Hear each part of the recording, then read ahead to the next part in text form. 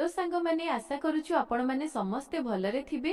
सांग माने मो सहित कथा हेबाकू चाहूथिले मु वीडियो मझिरे मो नंबर देइछि, मो नंबर नै मते कॉल करंतु, पूरा मजा मस्ती रे कथा हेबा।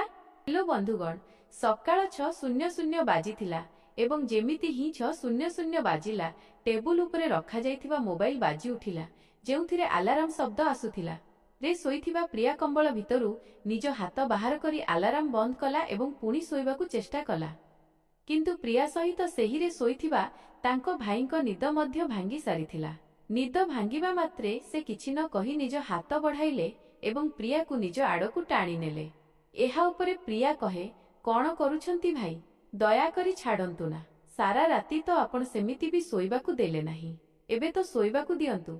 भाई कहंती, तुमको आईफोन दरकार ना। प्रिया कड़ लेउटाई हसी हसी मुंड हलाइबाकू लागे एवं निज बाहु प्रसारित करि दिए। भाई ताकू निज कोलकू आउजाई नियंती।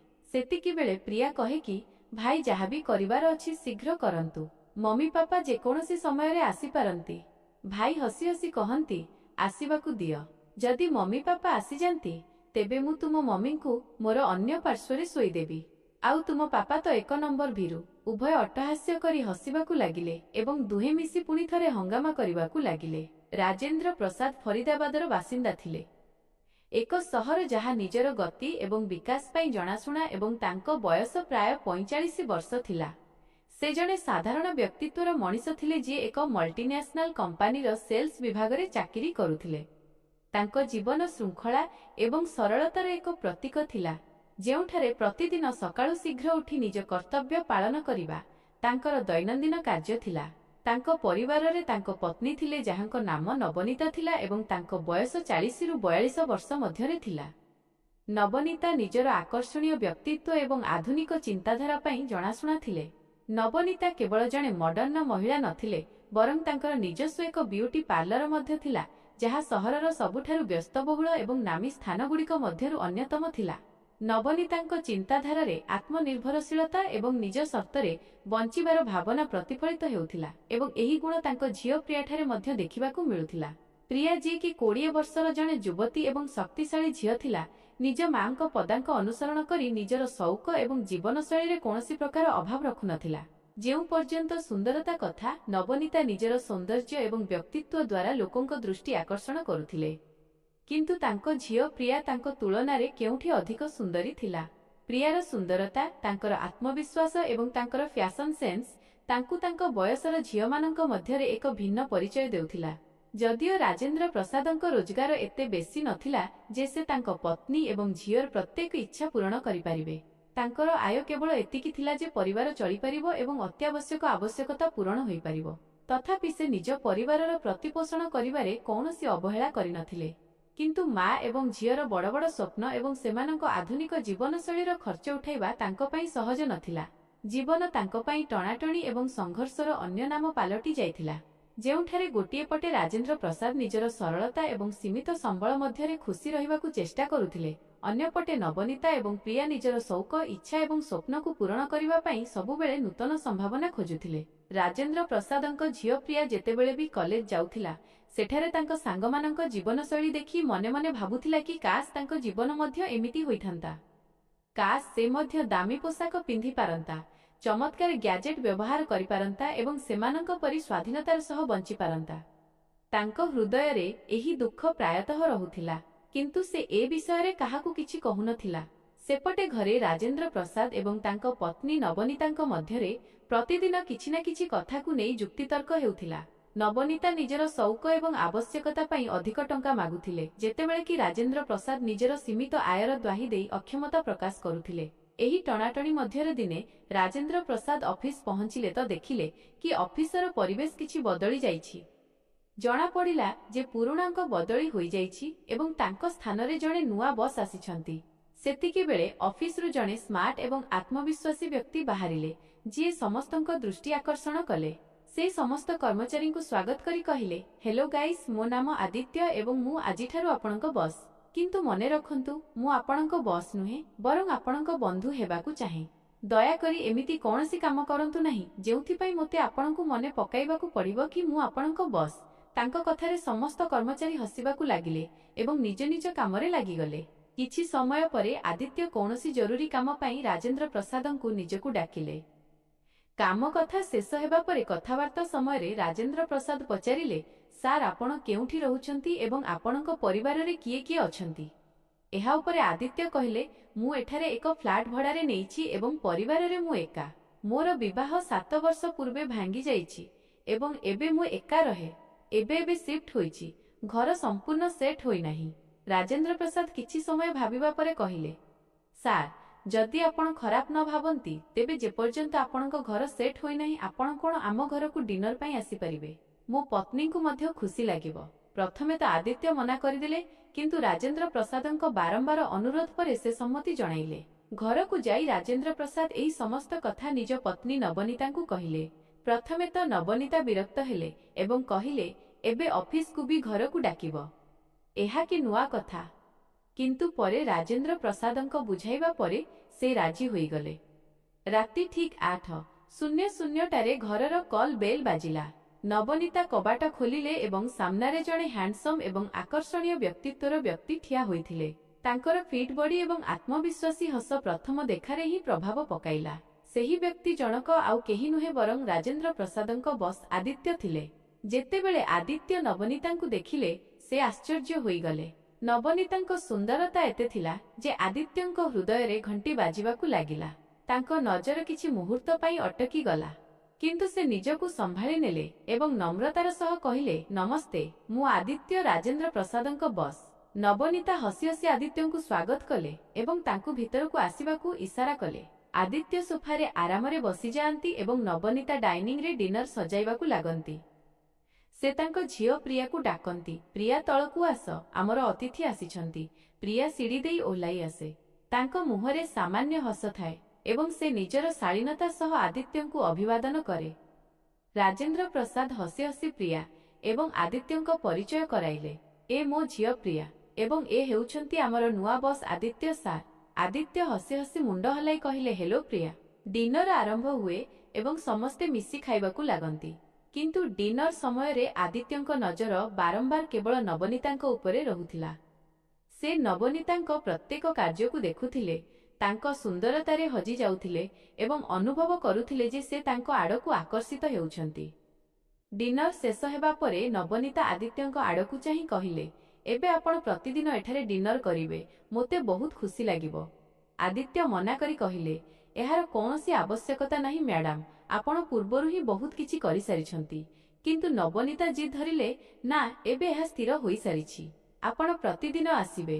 ଆଦିତ୍ୟ ହସି ହସି କହିଲେ, ଥ୍ୟାଙ୍କ ୟୁ ଏବଂ ଚାଲିଗଲେ। ସେପଟେ ରାଜେନ୍ଦ୍ର ପ୍ରସାଦ ନିଜ ପତ୍ନୀଙ୍କର ଏହି ପରିବର୍ତ୍ତିତ ରୂପ ଦେଖି ବହୁତ ଖୁସି ହୋଇଗଲେ ଏବଂ ମନେ ମନେ ଭାବିବାକୁ ଲାଗିଲେ, ଚାଲ ଏହି ବାହାନାରେ ହୁଏତ ମୋର ପ୍ରମୋଶନ ହୋଇଯିବ। କିନ୍ତୁ ସେ ଜାଣିନଥିଲେ କି ତାଙ୍କ ପତ୍ନୀ ନବନୀତାଙ୍କ ମନରେ କିଛି ଅଲଗା ହିଁ ଚାଲିଥିଲା।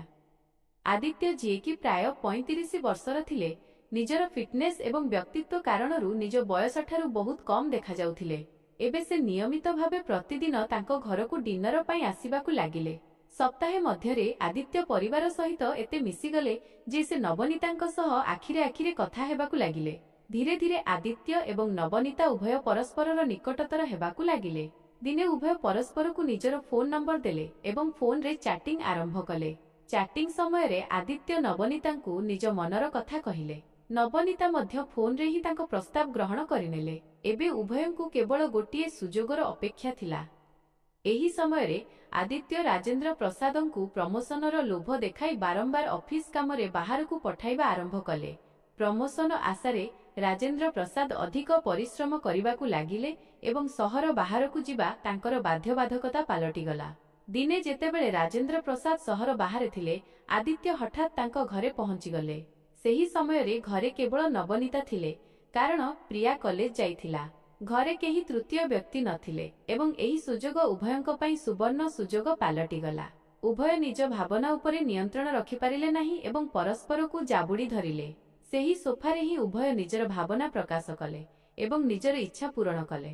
କାମ ଶେଷ ହେବା ପରେ ଆଦିତ୍ୟ ଘରୁ ଚାଲିଗଲେ। ଏବେ ଆଦିତ୍ୟଙ୍କର ଏହି ଘରକୁ ଆସିବା ଯିବା ସାଧାରଣ ହୋଇଗଲା, ଚାହେ ଦିନ ହେଉ ବା ରାତି।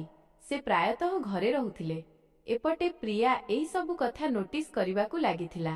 ତାକୁ ସନ୍ଦେହ ଥିଲା କି ତାଙ୍କ ମା ଏବଂ ଆଦିତ୍ୟଙ୍କ ମଧ୍ୟରେ କିଛି ଖାସ୍ ଚାଲିଛି, କିନ୍ତୁ ସେ କେବେହେଲେ ସେମାନଙ୍କୁ ରଙ୍ଗେ ହାତ ଧରିପାରି ନଥିଲା। ଦିନେ ହଠାତ୍ ପ୍ରିୟା କଲେଜରୁ ଶୀଘ୍ର ଘରକୁ ଫେରି ଆସିଲା। ଯେମିତି ହିଁ ସେ ଘରର କବାଟ ଖୋଲିଲା, ସେ ଦେଖିଲା ଯେ ଆଦିତ୍ୟ ଏବଂ ତାଙ୍କ ମା ବହୁତ ଶୀଘ୍ର ବ୍ୟତିବ୍ୟସ୍ତ ଅବସ୍ଥାରେ ଥିଲେ। ଆଦିତ୍ୟ ନବନୀତାଙ୍କ ପାଟି ଚାପି ଧରିଥିଲେ ଯେପରି ସେ କୌଣସି ଶବ୍ଦ ନ କରିପାରନ୍ତି। ପ୍ରିୟା ଏସବୁ ଦେଖିଲା, କିନ୍ତୁ ଚୁପଚାପ ସେଠାରୁ ଫେରିଗଲା ଏବଂ ବାହାରକୁ ଚାଲିଗଲା। ଯିବା ବେଳେ ସେ ଜାଣି ଜାଣି ଶବ୍ଦ କଲା, ଯେପରି ତାଙ୍କ ମାଙ୍କୁ ଲାଗିବ କି ସେ ଏବେ ଏବେ ଘରକୁ ପହଞ୍ଚିଛି। ପ୍ରିୟା ଘରକୁ ଫେରେ ଏବଂ କବାଟ ବାଡ଼ାଏ। ଆଦିତ୍ୟ ଏବଂ ନବନୀତା ଶୀଘ୍ର ଶୀଘ୍ର ନିଜ ପୋଷାକ ଠିକ୍ କରିକୁ ଆସିଯାଆନ୍ତି, ଯେମିତି କିଛି ହୋଇନାହିଁ।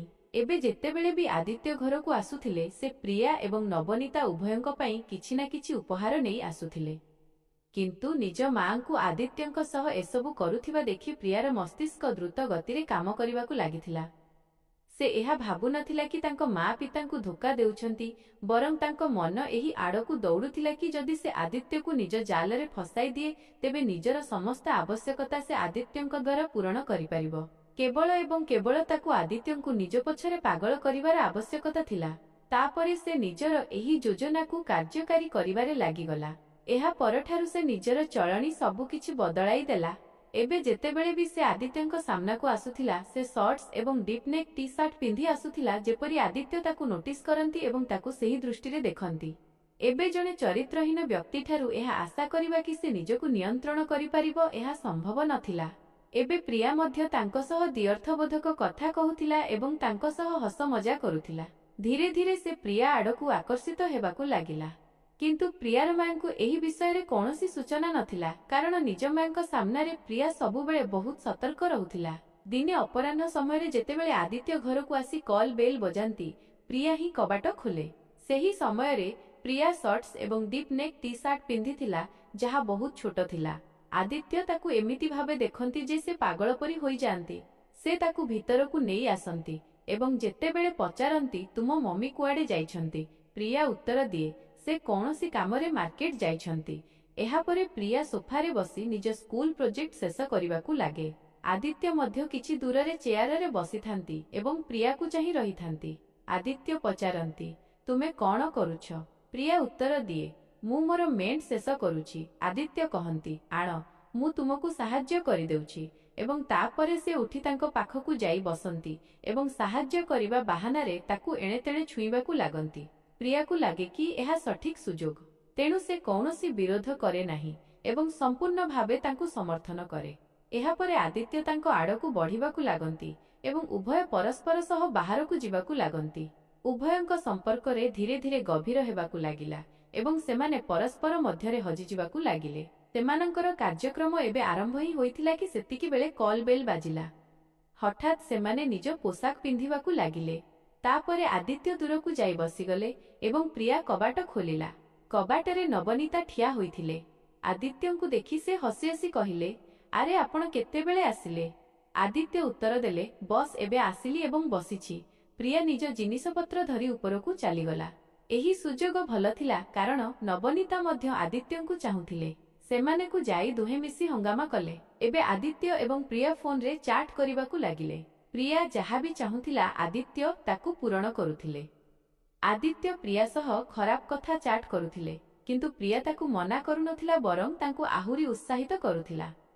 ଏହି ସମୟରେ କିଛି ଏମିତି ଘଟେ ଯେ ପ୍ରିୟାର ଆଈ ଅର୍ଥାତ୍ ନବନୀତାଙ୍କ ମାଙ୍କର ଦେହାନ୍ତ ହୋଇଯାଏ। ପ୍ରିୟାର ପରୀକ୍ଷା ମଧ୍ୟ ଚାଲିଥିଲା ଏବଂ ତାଙ୍କ ପିତାମାତାଙ୍କୁ ଏହି ଚିନ୍ତା ହେଉଥିଲା କି ପ୍ରିୟାକୁ ଏକା ଛାଡ଼ି ସେମାନେ କେମିତି ଯିବେ। ଏହା ଉପରେ ପ୍ରିୟା କହେ, ଆଦିତ୍ୟ ଭାଇ ଅଛନ୍ତି, ତାଙ୍କୁ କହିଦିଅନ୍ତୁ କି ସେ ଧ୍ୟାନ ରଖିବେ। ସେ ଆମ ଘର ପରି ଏଠାରେ ରାତିରେ ଶୋଇଯିବେ ଏବଂ ସେମିତି ବି ଆପଣମାନେ କାଲି ସନ୍ଧ୍ୟା ସୁଦ୍ଧା ଫେରିଆସିବେ। ରାଜେନ୍ଦ୍ର ପ୍ରସାଦଙ୍କୁ ଏସବୁ ଠିକ୍ ଲାଗିଲା ଏବଂ ସେ ଆଦିତ୍ୟଙ୍କୁ ଫୋନ୍ କରି ସବୁ କଥା କହିଦେଲେ। ଏବେ ଆଦିତ୍ୟଙ୍କ ମନରେ ଖୁସିର ଲହରୀ ଖେଳିଗଲା, ଯେମିତି ତାଙ୍କ ସ୍ୱପ୍ନ ପୂରଣ ହେବାକୁ ଯାଉଛି। ଆଦିତ୍ୟ କହିଲେ, ଆପଣମାନେ ନିଶ୍ଚିନ୍ତ ହୋଇ ଯାଆନ୍ତୁ, ମୁଁ ସବୁ ସମ୍ଭାଳି ନେବି। ରାଜେନ୍ଦ୍ର ପ୍ରସାଦ ଏବଂ ନବନୀତା ତାଙ୍କ ଉପରେ ଭରସା କରି ଘରୁ ବାହାରିଲେ। ସନ୍ଧ୍ୟାରେ ଯେତେବେଳେ ଆଦିତ୍ୟ ଅଫିସରୁ ଫେରନ୍ତି, ସେ ସାଙ୍ଗରେ ବିୟର ବୋତଲ ମଧ୍ୟ ନେଇ ଆସନ୍ତି। ପ୍ରିୟା ଏବଂ ଆଦିତ୍ୟ ଉଭୟ ମିଶି ବିୟର ପିଅନ୍ତି ଏବଂ ସମ୍ପୂର୍ଣ୍ଣ ମସ୍ତି ସହ ସମୟ ଅତିବାହିତ କରନ୍ତି। ଏହି ସେହି ରାତି ଆସିଥିଲା ଯେଉଁଥିପାଇଁ ଉଭୟ ବହୁତ ଅପେକ୍ଷା କରିଥିଲେ। ପ୍ରିୟା ଜାଣିଥିଲା କି ଆଦିତ୍ୟଙ୍କୁ ସମ୍ପୂର୍ଣ୍ଣ ନିଜ ଆୟତ୍ତକୁ ଆଣିବା ପାଇଁ ତାକୁ ଧୈର୍ଯ୍ୟ ଏବଂ ଚତୁରତାର ସହ କାମ କରିବାକୁ ହେବ। ସେ ପ୍ରଥମେ ଆଦିତ୍ୟଙ୍କୁ ନିଜ ଆଡ଼କୁ ଆକର୍ଷିତ କଲା, କିନ୍ତୁ ଯେତେବେଳେ ସେ ପାଖକୁ ଆସିବାକୁ ଚେଷ୍ଟା କଲେ, ସେ ତାଙ୍କୁ ହାଲୁକା ଭାବେ ଅଟକାଇ ଦେଲା। ଆଦିତ୍ୟ, ଯିଏ ପୂର୍ବରୁ ହିଁ ପ୍ରିୟାର ସୌନ୍ଦର୍ଯ୍ୟରେ ପାଗଳ ଥିଲେ, ସେ କହିଲେ, ପ୍ରିୟା, ଏବେ ଆଉ ଅପେକ୍ଷା ହେଉନାହିଁ, ମୋତେ ତୁମ ପାଖକୁ ଆସିବାକୁ ଅଛି। ପ୍ରିୟା ହସି ହସି କହିଲା, ଏତେ ଶୀଘ୍ର କାହିଁକି? ଆଦିତ୍ୟଜୀ, ମୁଁ ଏତେ ସହଜରେ ଜନ୍ନତର ସୈର କରାଇବି ନାହିଁ। ଆଦିତ୍ୟ କହିଲେ, ତାହେଲେ କେମିତି କରାଇବ? ପ୍ରିୟା କହିଲା, ପ୍ରଥମେ ମୋତେ କିଛି ଉପହାର ଦରକାର। ଆଦିତ୍ୟ ତୁରନ୍ତ ଉତ୍ତର ଦେଲେ, କୁହ କ'ଣ ଦରକାର? ପ୍ରିୟା କହିଲା, ବସ୍ ଗୋଟିଏ ଛୋଟ ଉପହାର, ଆଇଫୋନ। ଆଦିତ୍ୟ ହସି ହସି କହିଲେ, ବସ୍ ଏତିକି କଥା, ହୋଇଗଲା, ତୁମକୁ ଆଇଫୋନ ମିଳିଯିବ। ଏହା ଶୁଣି ପ୍ରିୟା ଆଖିରେ ଖୁସିର ଚମକ ଆସିଗଲା। ସେ ଆଦିତ୍ୟଙ୍କୁ ନିଜ ବାହୁବନ୍ଧନରେ ଆବଦ୍ଧ କଲା ଏବଂ ସେହି ରାତିରେ ଉଭୟ ନିଜର ଭାବନାକୁ ଖୋଲାଖୋଲି ଭାବେ ଉପଭୋଗ କଲେ। ଆଦିତ୍ୟ, ଯିଏ ବୟସରେ ବଡ଼ ଥିଲେ କିନ୍ତୁ ଫିଟନେସ୍ ମାମଲାରେ ଯୁବକମାନଙ୍କୁ ପଛରେ ପକାଉଥିଲେ, ପ୍ରିୟା ପାଇଁ ସମ୍ପୂର୍ଣ୍ଣ ପାଗଳ ହୋଇଗଲେ। ସେହି ରାତିରେ ପ୍ରିୟା ନିଜର ସମସ୍ତ ଶାରୀରିକ ଏବଂ ମାନସିକ ଇଚ୍ଛା ପୂରଣ କଲା। ଏବେ ଆଦିତ୍ୟଙ୍କର ଏହି ଘରକୁ ଆସିବା ଯିବା ସାଧାରଣ କଥା ହୋଇଗଲା। ସେଇ ପାଳି କରି ନବନୀତା ଏବଂ ପ୍ରିୟା ଉଭୟଙ୍କ ସହ ସମୟ କାଟିବାକୁ ଲାଗିଲେ। ନବନୀତାଙ୍କୁ ଏହି ବିଷୟରେ ଆଦୌ ଧାରଣା ନଥିଲା କି ତାଙ୍କ ଝିଅ ମଧ୍ୟ ଏହି ସମ୍ପର୍କର ଅଂଶବିଶେଷ ପାଲଟି ସାରିଛି। ଆଦିତ୍ୟ ଏହି ପରିବାରକୁ ସମ୍ପୂର୍ଣ୍ଣ ଭାବେ ନିଜ ମୁଠାକୁ ନେଇ ଆସିଥିଲେ। ଦିନେ ଆଦିତ୍ୟ ରାଜେନ୍ଦ୍ର ପ୍ରସାଦଙ୍କୁ ଏକ ବଡ଼ ପ୍ରୋଜେକ୍ଟ ବାହାନାରେ ସହର ବାହାରକୁ ପଠାଇଦେଲେ। ବିଳମ୍ବିତ ରାତିରେ ଯେତେବେଳେ ସାରା ସହର ଶୋଇଥିଲା, ଆଦିତ୍ୟ ନବନୀତାଙ୍କ ସହ ତାଙ୍କରେ ଥିଲେ। ଉଭୟ ନିଜ ଦୁନିଆରେ ହଜିଯାଇଥିଲେ। ଯେତେବେଳେ ହଠାତ୍ ରାଜେନ୍ଦ୍ର ପ୍ରସାଦଙ୍କ କାମ ବନ୍ଦ ହୋଇଗଲା ଏବଂ ସେ ନିର୍ଦ୍ଧାରିତ ସମୟ ପୂର୍ବରୁ ଘରକୁ ଫେରିଆସିଲେ, ରାଜେନ୍ଦ୍ର ପ୍ରସାଦ ସବୁବେଳେ ପରି ନିଜର ଦ୍ୱିତୀୟ ଚାବିରେ କବାଟ ଖୋଲିଲେ ଏବଂ କୁ ଗଲେ। କିନ୍ତୁ ସେଠାରେ ସେ ଯାହା ଦେଖିଲେ, ତାହା ତାଙ୍କ ପାଦ ତଳୁ ମାଟି ଖସାଇ ଦେଲା। ତାଙ୍କ ପତ୍ନୀ ଏବଂ ତାଙ୍କ ବସ୍ ଆଦିତ୍ୟ ଉଭୟ ସେହି ଅବସ୍ଥାରେ ଥିଲେ। ଏହି ଦୃଶ୍ୟ ଦେଖି ରାଜେନ୍ଦ୍ର ପ୍ରସାଦ ରାଗରେ ପାଗଳ ହୋଇଗଲେ। ଏ କ'ଣ କରୁଛ ତୁମେ ଦୁହେଁ? ସେ ଜୋରରେ ଚିତ୍କାର କଲେ। ନବନୀତା ଏବଂ ଆଦିତ୍ୟ ବ୍ୟତିବ୍ୟସ୍ତ ହୋଇ ଉଠିଲେ ଏବଂ ଶୀଘ୍ର ଶୀଘ୍ର ନିଜ ପୋଷାକ ପିନ୍ଧିବାକୁ ଲାଗିଲେ। ରାଜେନ୍ଦ୍ର ପ୍ରସାଦ ଆଦିତ୍ୟଙ୍କ କଲର ଧରି ତାଙ୍କୁ ଘୋଷାରି ଘୋଷାରିକୁ ନେଇ ଆସିଲେ। ତୁ ଯେଉଁ ଥାଳିରେ ଖାଇଲୁ ସେଇଥିରେ କଣା କଲୁ? ସେ ରାଗରେ ଚିତ୍କାର କରି କହିଲେ। ଆଦିତ୍ୟ ଧମକ ଦେଲେ, ମୋତେ ହଇରାଣ କରନି, ନଚେତ୍ ତୁମ ଚାକିରି ଚାଲିଯିବ। ରାଜେନ୍ଦ୍ର ପ୍ରସାଦ ଉତ୍ତର ଦେଲେ, ମୋତେ ତ ଚାକିରି ଦରକାର ନାହିଁ, ମୁଁ ମୋ ପରିଶ୍ରମରେ ବଞ୍ଚିପାରିବି। ନବନୀତା, ଯିଏ ସବୁବେଳେ ସ୍ୱାର୍ଥପର ଥିଲେ, ସେ ନିଜ ସ୍ୱାମୀଙ୍କ ଉପରେ ଦୋଷ ଲଦିଦେଇ କହିଲେ, ତୁମେ ମୋତେ କେବେ କିଛି ଦେଇନାହୁଁ, ନା ତ ଶାରୀରିକ ସୁଖ ନା ଆର୍ଥିକ ସୁବିଧା। ତୁମେ ମୋର ଆବଶ୍ୟକତାକୁ କେବେ ବୁଝିନାହଁ। ଯଦି ଆଦିତ୍ୟ ମୋତେ ଏସବୁ ଦେଇପାରୁଛନ୍ତି, ତେବେ ଏଥିରେ ମୋର କି ଭୁଲ? ଏହା ଶୁଣି ରାଜେନ୍ଦ୍ର ପ୍ରସାଦ ରାଗରେ ନବନୀତାଙ୍କ ଉପରେ ହାତ ଉଠାଇଲେ। ଏହା ପରଠାରୁ ଘରର ପରିବେଶ ସମ୍ପୂର୍ଣ୍ଣ ବଦଳିଗଲା। କିଛି ଦିନ ପରେ ରାଜେନ୍ଦ୍ର ପ୍ରସାଦଙ୍କ ଶବ ତାଙ୍କରେରୁ ଝୁଲୁଥିବା ଅବସ୍ଥାରେ ମିଳିଲା। ପୋଲିସ ଏହାକୁ ଆତ୍ମହତ୍ୟା ମାନି କେସ୍ ବନ୍ଦ କରିଦେଲା। ନବନୀତା ଏବଂ ଆଦିତ୍ୟ ଏହି କଥାରେ ଆଶ୍ୱସ୍ତ ହେଲେ କି ଏବେ ତାଙ୍କ ରାସ୍ତାରେ କୌଣସି ବାଧା ନାହିଁ। କିନ୍ତୁ ପ୍ରିୟା, ଯିଏ ନିଜ ବାପାଙ୍କୁ ବହୁତ ଭଲ ପାଉଥିଲା, ସେ ଏହି ଘଟଣାକୁ ସହଜରେ ଗ୍ରହଣ କରିପାରିଲା ନାହିଁ। ଦିନେ ପ୍ରିୟା ଆଦିତ୍ୟ ଏବଂ ନବନୀତାଙ୍କ କଥାବାର୍ତ୍ତା ଶୁଣିନେଲା। କଥାବାର୍ତ୍ତାରେ ସେମାନେ ସ୍ୱୀକାର କଲେ କି ରାଜେନ୍ଦ୍ର ପ୍ରସାଦ ଆତ୍ମହତ୍ୟା କରିନାହାନ୍ତି, ବରଂ ସେମାନେ ମିଶି ତାଙ୍କୁ ହତ୍ୟା କରିଛନ୍ତି ଏବଂ ଏହାକୁ ଆତ୍ମହତ୍ୟାର ରୂପ ଦେଇଛନ୍ତି। ପ୍ରିୟା ତୁରନ୍ତ ପୋଲିସକୁ ଏହାର ସୂଚନା ଦେଲା। ସେ ଆଦିତ୍ୟ ଏବଂ ନବନୀତାଙ୍କ ପ୍ରତ୍ୟେକ ଅପରାଧର ପର୍ଦ୍ଦାଫାଶ କଲା। ପୋଲିସ ନବନୀତା ଏବଂ ଆଦିତ୍ୟଙ୍କୁ ଗିରଫ କଲା। ନବନୀତା ଏବଂ ଆଦିତ୍ୟଙ୍କୁ ସେମାନଙ୍କ ଅପରାଧର ଶାସ୍ତି ମିଳିଲା। ଏହି କାହାଣୀରୁ ଆମକୁ ଏକ ଗୁରୁତ୍ୱପୂର୍ଣ୍ଣ ଶିକ୍ଷା ମିଳେ କି ସମ୍ପର୍କରେ ବିଶ୍ୱାସ ଏବଂ ସାଧୁତାର ଗୁରୁତ୍ୱ ରହିଛି। ଯେତେବେଳେ ବି କୌଣସି ସମ୍ପର୍କର ମୂଳଦୁଆରେ ଦୁର୍ନୀତି ଏବଂ ସ୍ୱାର୍ଥ ପଶେ, ତେବେ ତାହାର ପରିଣାମ ସବୁବେଳେ ଯନ୍ତ୍ରଣାଦାୟକ ହୋଇଥାଏ। ପରିବାରର ସଦସ୍ୟମାନେ ପରସ୍ପର ସହ ସଚ୍ଚୋଟ ଏବଂ ବିଶ୍ୱସ୍ତ ସମ୍ପର୍କ ରଖନ୍ତୁ, ତେବେ ହିଁ ଏକ ଶକ୍ତିଶାଳୀ ଏବଂ ଖୁସି ପରିବାର ଗଠନ ହୋଇପାରିବ। ଆମକୁ ଏହା ମଧ୍ୟ ବୁଝିବା ଉଚିତ କି ନିଜ ସ୍ୱାର୍ଥ ପାଇଁ ଅନ୍ୟ କାହାର ଭାବନା ସହ ଖେଳିବା, କାହାର ବିଶ୍ୱାସ ଭାଙ୍ଗିବା ଏବଂ ମିଛ କହିବା ଶେଷରେ ସମସ୍ତଙ୍କୁ ଦୁଃଖୀ କରିଦିଏ। ଯେକୌଣସି ସମ୍ପର୍କରେ ସଠିକ୍ ଦିଗ, ପ୍ରେମ ଏବଂ ସମ୍ମାନ ବଜାୟ ରଖିବା ଜରୁରୀ, ଯେପରି ଜୀବନରେ ପ୍ରକୃତ ସୁଖ ଏବଂ ସନ୍ତୋଷ ମିଳିପାରିବ। ଏହି କାହାଣୀ ଆମକୁ ଶିକ୍ଷା ଦିଏ କି ଆମେ ଯେତେ କଷ୍ଟକର ପରିସ୍ଥିତି ଦେଇ ଗତି କଲେ ମଧ୍ୟ ଆମକୁ କେବେ ବି ନିଜର ନୈତିକ ମୂଲ୍ୟବୋଧ ସହ ସାଲିସ କରିବା ଉଚିତ ନୁହେଁ। ସତ୍ୟ ଏବଂ ସାଧୁତାର ସହ ଜୀବନ ଜୀଇବାକୁ ଚେଷ୍ଟା କରନ୍ତୁ, କାରଣ ଏହା ହିଁ ଆମକୁ ଶେଷରେ ପ୍ରକୃତ ସୁଖ ଏବଂ ଶାନ୍ତି ଦେଇଥାଏ। ତେବେ ବନ୍ଧୁଗଣ, ଏହା ଥିଲା ଆଜିର କାହାଣୀ। ଆପଣଙ୍କୁ ଏହି କାହାଣୀ କେମିତି ଲାଗିଲା? ଦୟାକରି ନିଜର ମତାମତ କମେଣ୍ଟ ବକ୍ସରେ ନିଶ୍ଚୟ ଲେଖନ୍ତୁ। जदि आपंक यही कहानी पसंद आसी थाए तेबे वीडियो को लाइक करंतु, चैनल को सब्सक्राइब करंतु एवं बेल आइकन को ऑन कर दियंतु जेपरि हमर नुआ वीडियोर सूचना तुरंत आपंक मिल जाए। धन्यवाद।